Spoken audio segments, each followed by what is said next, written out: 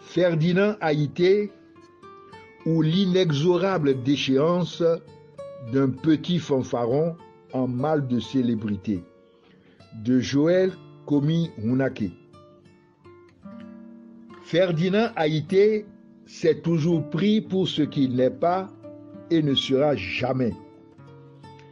Depuis longtemps, sans que rien ne puisse le justifier, il donne des leçons, apostrophe, insulte, dénigre, diffame, le tout sur un fond de mythomanie stupéfiant. L'insignifiant et grossier personnage considère à tort le silence méprisant de ceux qui l'agressent en permanence comme un signe de faiblesse.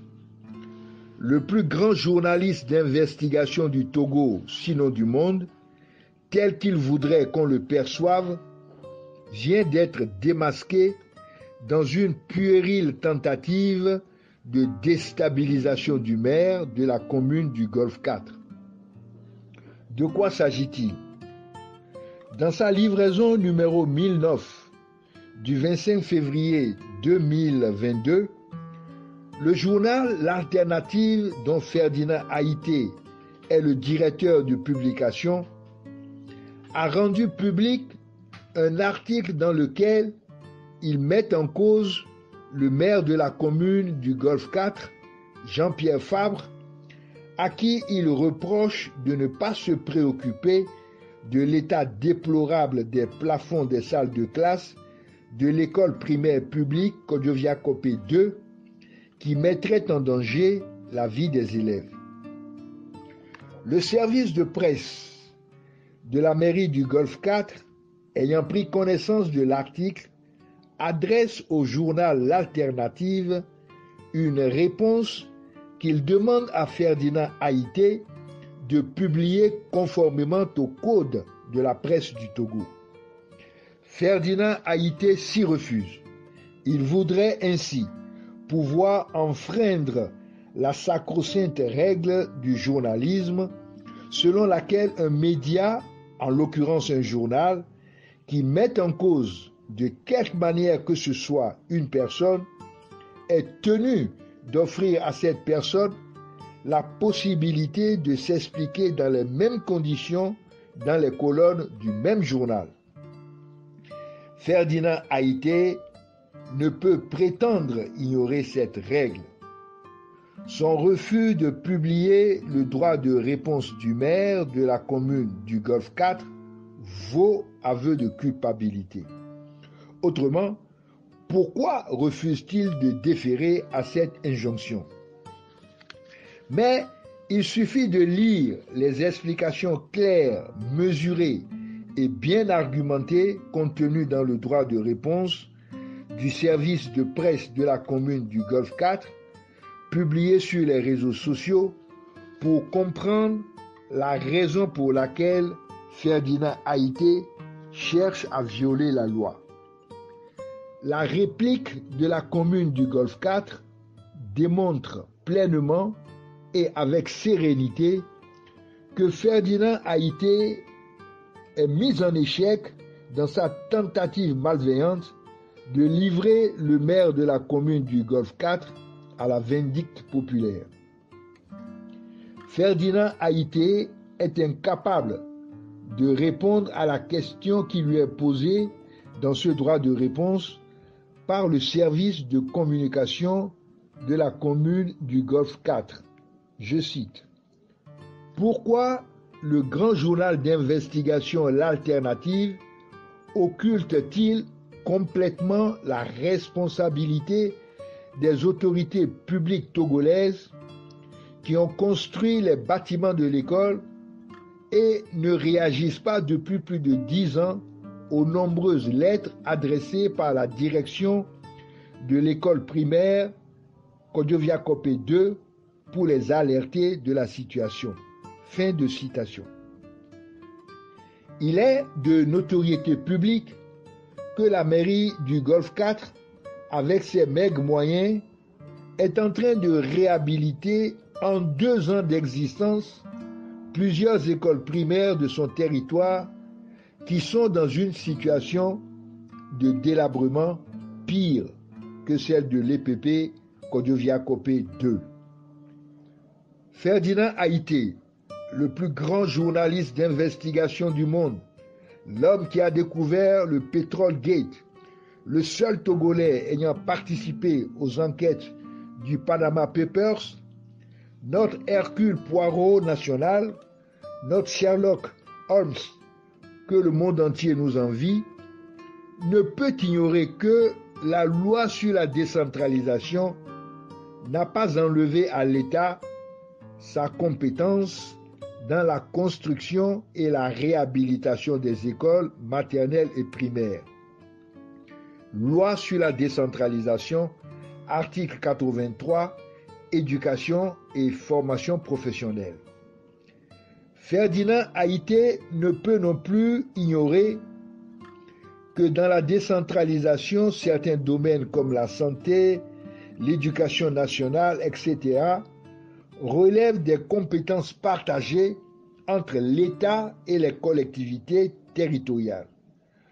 Comment cet esprit si éclairé, qui éblouit tous ses interlocuteurs par son éclat, peut-il tenter d'imputer à la mairie du Golfe 4 une faute grave commise par l'État togolais et dont lui seul est responsable? Ferdinand Haïté est un petit fanfaron pas aussi intelligent qu'il veut s'en donner l'air. Nul n'ignore, sauf lui apparemment, qu'avant de se lancer sur un dossier, il faut bien se renseigner. Or, l'homme qui semble tout savoir visiblement ne sait pas que le budget national prévoit chaque année, malgré la décentralisation, des lignes pour l'entretien et la réhabilitation des écoles. Seule la haine que nourrit ce petit bonimenteur de village pour l'ANC et Jean-Pierre Fabre, qu'il tient à salir à tout prix, le pousse à s'en prendre à la mairie du Golfe 4. C'est parce que la réplique de la mairie du Golfe 4 démontre à tous que sa tentative de déstabilisation a lamentablement échoué qu'il refuse de publier le droit de réponse. Voilà Ferdinand Haïté tel qu'il est, grand donneur de leçons de démocratie devant l'Éternel, mais incapable d'appliquer lui-même les principes élémentaires de la démocratie qu'il professe aux autres. Pris la main dans le sac et confondu, que fait le grand journaliste d'investigation en dehors du refus de publier un droit de réponse qu'il a fini par publier sous la menace de la hack? Il tente de se venger de la commune du Golfe 4 en soutenant que les maires de l'opposition ne sont que des collabos du pouvoir RPT UNIR dont ils sont les complices. Son affirmation selon laquelle, je cite, « Ceux qui se disent de l'opposition et à qui le pouvoir a octroyé des postes de maire co-gèrent le pouvoir avec le régime en place. » Fin de citation. Cette affirmation se veut une manière de contre-attaque, toujours pour salir que c'est triste, minable, lamentable. Que de misérabilisme intellectuel. Cette allégation montre bien que Ferdinand Haïté n'est qu'un petit plaisantin indigne de tout intérêt, se livrant en permanence à un exhibitionnisme goujat pour exister. Cette piteuse trouvaille de cogestion des maires de l'opposition avec le RPT UNIR est le degré zéro de la réflexion politique. Ferdinand Haïté vient de révéler aux yeux des Togolais qui pourraient le prendre au sérieux qu'il ne connaît pas grand-chose à la dévolution démocratique du pouvoir.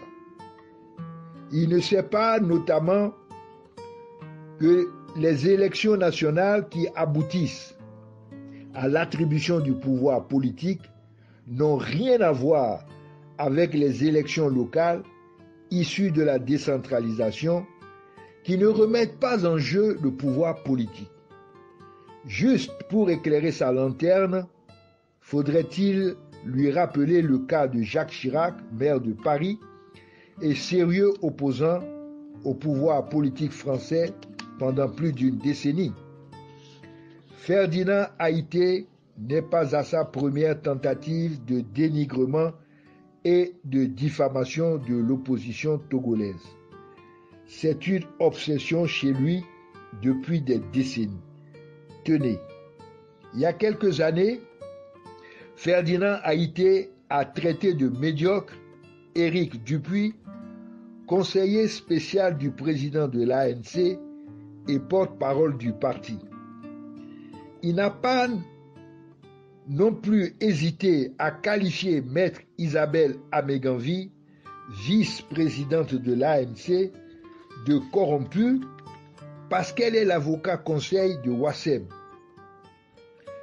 Avec son compère Joël Ega, paix à son âme, il a prétendu sur le web TV qui leur permet de se mettre en scène que Jean-Pierre Fabre a commis une faute grave lorsqu'il a déclaré à l'occasion de son Petrol Gate que le rapport qui circulait sur les réseaux sociaux présenté comme émanant d'une direction financière du ministère de l'économie et des finances, je cite, n'est pas exploitable en l'état par l'ANC car il n'est ni daté ni signé. Fin de citation. Il a conclu que si Jean-Pierre Fabre et l'ANC ont adopté cette attitude, c'est parce qu'ils sont complices des Adjakli qui les financent. Ferdinand Haïté, il y a quelques années, clamait haut et fort que l'opposition togolaise ne parvient pas à se débarrasser du régime RPT UNIR parce qu'elle n'a pas le soutien de la communauté internationale qui ne lui accorde aucun crédit.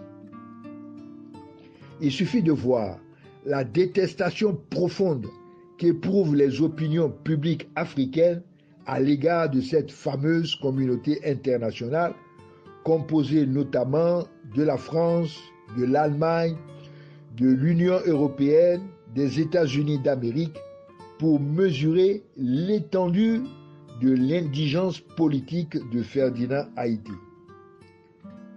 Au moment de l'affaire Bolloré, Ferdinand Haïté a accusé Jean-Pierre Fabre et l'ANC d'avoir été corrompus par le milliardaire breton, alors qu'il sait pertinemment que Jean-Pierre Fabre et l'ANC ont été les premiers et les seuls pendant longtemps à informer l'opinion des manœuvres de Vincent Bolloré au Togo.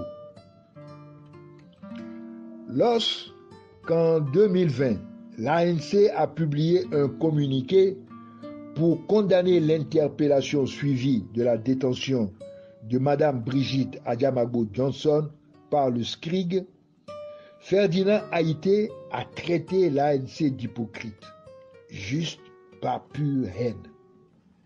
On peut multiplier à loisir les exemples d'agressions gratuites perpétrées par ce triste sire contre l'opposition togolaise en général et Jean-Pierre Fabre et l'ANC en particulier.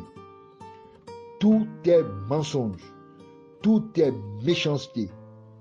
Si Ferdinand Haïté n'est pas satisfait des partis de l'opposition, à qui il trouve tous les jours des poux sur la tête, qu'est-ce qui l'empêche de prendre la direction de cette opposition en créant son propre parti pour enseigner par l'exemple ce qu'il convient de faire, à défaut qu'il se la boucle une bonne fois pour toutes. La question est de savoir pourquoi Ferdinand Haïté tente en permanence de déstabiliser la véritable opposition togolaise. La réponse est pourtant aussi simple que surprenante.